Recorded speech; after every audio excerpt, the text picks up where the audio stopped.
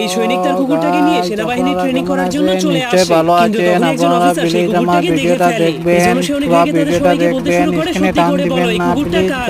যা শোনার পর সেই লোকটা অনেক ভয় পেয়ে স্বীকার করে নেয় যে সেই কুকুরটা তার। এজন্য সে জলদি করে সেই অফিসারকে সালাম করে দেয়। তখনই তার নকল করে তার কুকুরটাও অফিসারকে সালাম করে দেয়, যার কারণে সেই অফিসার কুকুরের মালিককে শাস্তি না দিয়ে সেই কুকুরটাকে দেখে অনেক অবাক হয়ে যায়, কারণ সে ওই কুকুরের চালাকি এবং বুদ্ধিমত্তা দেখে অনেক খুশি হয়ে গিয়েছিল।